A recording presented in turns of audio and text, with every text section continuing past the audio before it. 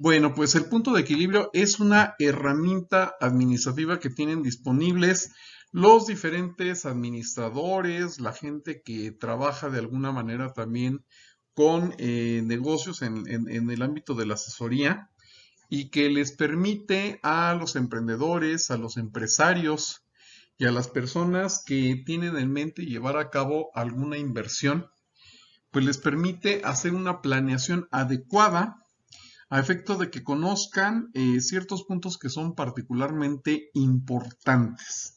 Nos dice aquí la ilustración y creo que es bastante buena.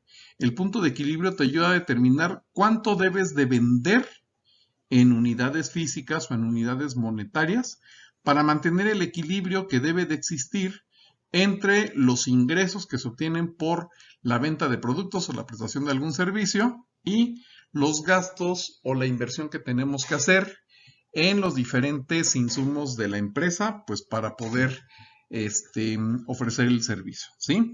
En pocas palabras, ¿en qué momento vamos a recuperar nosotros la inversión que estemos haciendo en, pues no sé, en el pago de la luz, de la renta, de los sueldos y salarios del personal, de la compra de mercancías o del proceso de fabricación?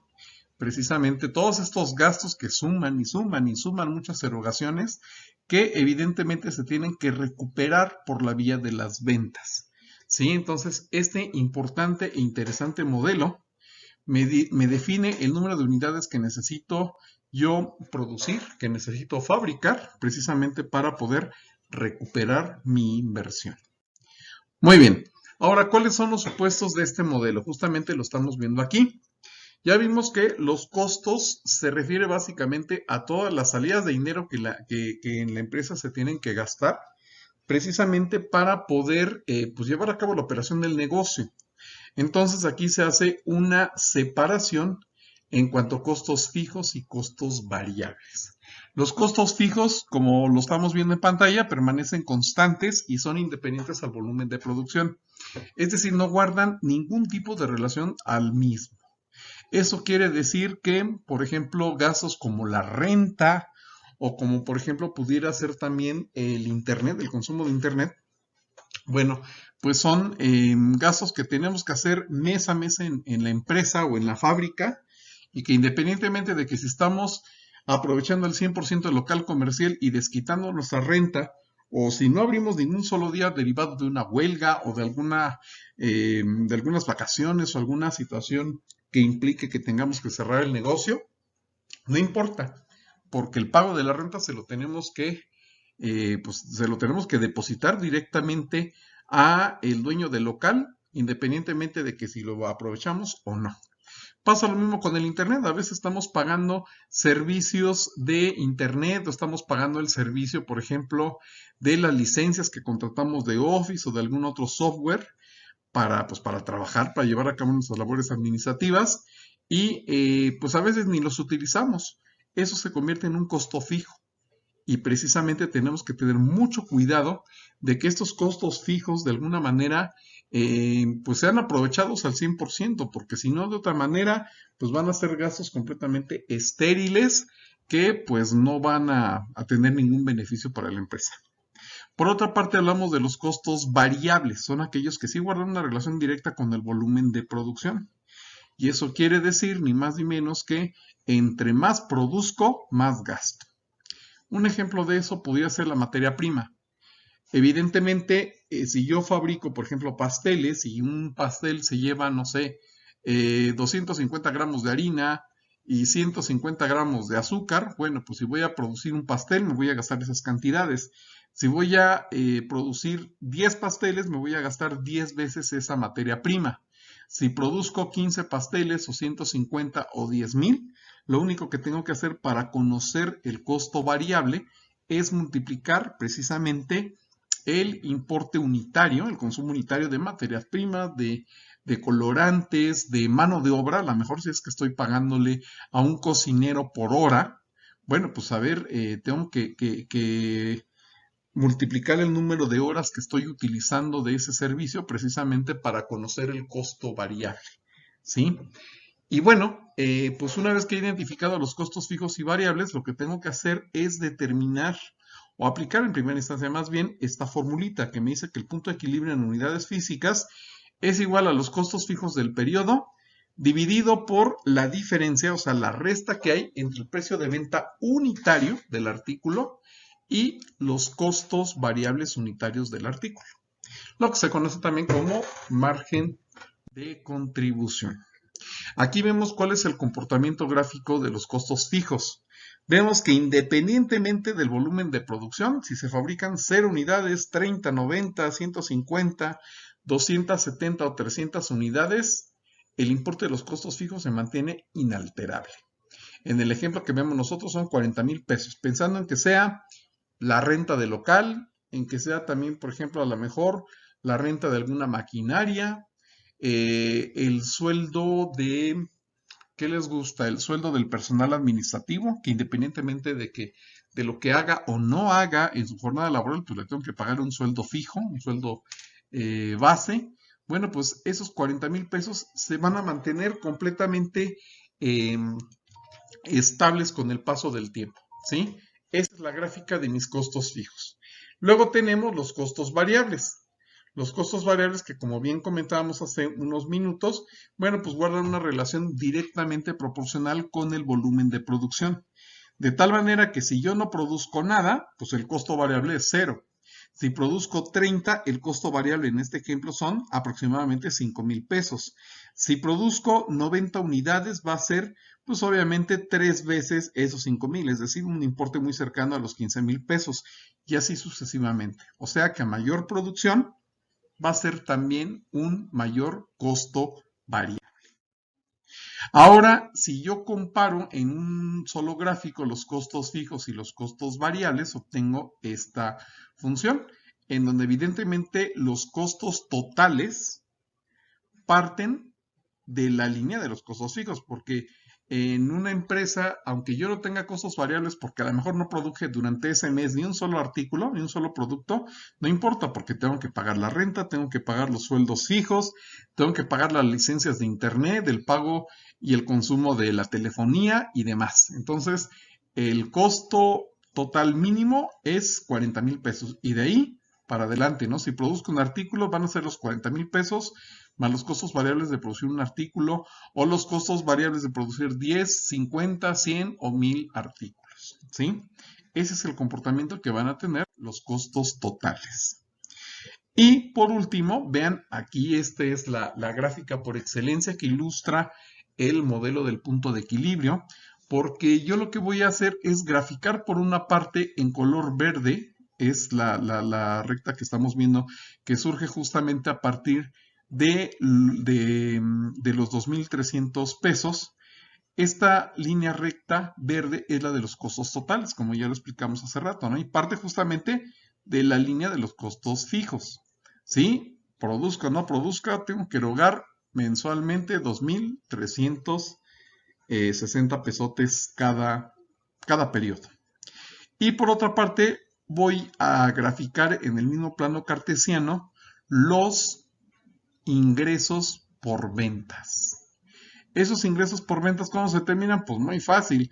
Si el precio de un artículo es de 10 pesos, si no vendo ningún artículo, pues 10 por 0 me da 0. Si vendo 10 artículos, 10 por 10, los ingresos serán 100 pesos. Si vendo 1000 artículos, 10 por 1000 serán 10,000 pesos y así sucesivamente. Entonces vean cómo la recta de color rojo crece en la medida en la que yo también voy vendiendo cada vez más unidades. De tal manera que tengo más ingresos en la medida en que vendo más productos.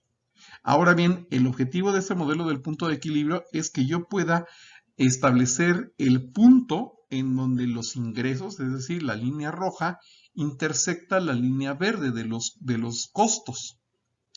¿Eso qué quiere decir? Que justamente en ese punto en donde se intersectan ambas rectas, ahí tengo el punto de equilibrio. O sea, que los ingresos que yo capto por la venta del producto son exactamente iguales a la inversión que hago en los costos totales de mantener el negocio abierto. ¿Qué es lo que pasa si yo produzco y vendo menos unidades de las del punto de equilibrio? Que es justamente el punto señalado aquí con el diálogo morado. Si yo produzco y vendo menos unidades de las del punto de equilibrio, que en este caso son 9009 unidades, si yo vendo 9000, 8000, 7000, 5000, 1000 o 100 unidades, voy a estar dentro del área de pérdida, porque eso quiere decir que definitivamente los costos van a ser en todo momento superiores a los ingresos que estoy captando por la venta del producto.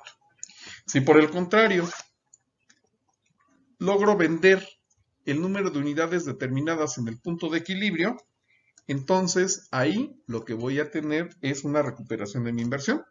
Es decir, no voy a tener ni utilidad ni pérdida. Simple y sencillamente voy a tener una recuperación justamente de esa inversión. ¿De acuerdo? Y por otra parte también, por el contrario, si yo vendo exactamente por arriba del punto de equilibrio, es decir, vendo más de 9009 unidades, 9100, 9500 o 10000 o 15000 unidades, entonces estoy en el área de ganancias, ya que mis ingresos van a sobrepasar los costos totales de producción, siendo ese diferencial el que existe entre los ingresos y los costos, mi utilidad. Es por ello justamente que este modelo del punto de equilibrio me sirve para conocer tanto las unidades necesarias para recuperar mi inversión, como también para determinar el volumen de ventas necesario para tener cierto número de utilidades. Vamos a ver un ejemplo de aplicación muy sencillo que nos va a ayudar justamente a ilustrar este caso. Dice, compañía manufacturera Carrasco presenta la siguiente información. Vemos que existen costos fijos por 40,000 pesos.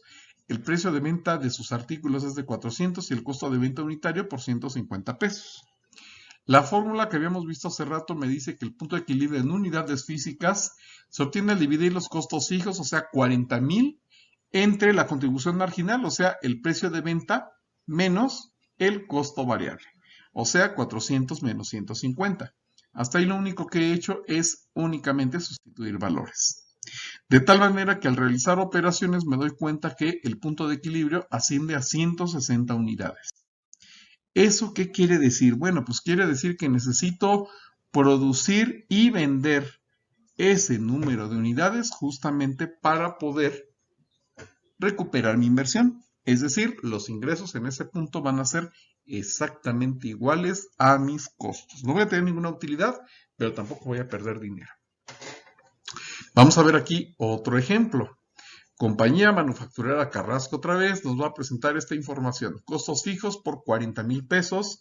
El precio de venta unitario ahora se ubica en 400 pesos y el costo variable unitario se va a ubicar en 150 pesos. Ahora ven ustedes, tenemos ahí una pequeña variación del punto de equilibrio. Los costos fijos los vamos a dividir entre 1 menos la división del costo variable entre el precio de venta. Sustituyendo valores, 40,000 pesos lo vamos a dividir entre 1 menos la división de 150, que es el costo de venta unitario, o más bien precio de venta unitario. No, perdón, el costo variable unitario. 150 es el costo variable unitario entre el precio de venta, que son 400 pesos. Realizando operaciones, me doy cuenta que el punto de equilibrio se ubica en 64,000 pesos. En pocas palabras, ¿cuál es la diferencia entre esta fórmula y la anterior? En la fórmula anterior, yo lo que determino es el punto de equilibrio en unidades físicas. ¿Cuántas unidades necesito producir y vender para recuperar la inversión que yo hice? O sea, para no ganar ni perder. Al menos para quedar tablas, como diríamos coloquialmente. Mientras que en esta fórmula, lo que yo puedo determinar es el punto de equilibrio en unidades monetarias. Es decir, necesito vender 64,000 pesos para recuperar los costos del periodo y no salga yo perdiendo dinero. Ahora también, como hemos comentado, se puede apreciar también la utilidad deseada justamente con una pequeña modificación de este modelo. Nos dice aquí una serie de supuestos. Por ejemplo, que para nuestro ejemplo podemos considerar una utilidad de operación deseada de 67,500 pesos sobre las ventas. Esto es antes de la PTU y del impuesto sobre la renta, del ISR. Si X es el número de unidades a vender para alcanzar la utilidad deseada, entonces podemos afirmar que la utilidad deseada es igual al precio de venta por las unidades, es decir, el cálculo de los ingresos menos el total de los costos que se obtiene al multiplicar el costo variable por las unidades fabricadas menos los costos fijos.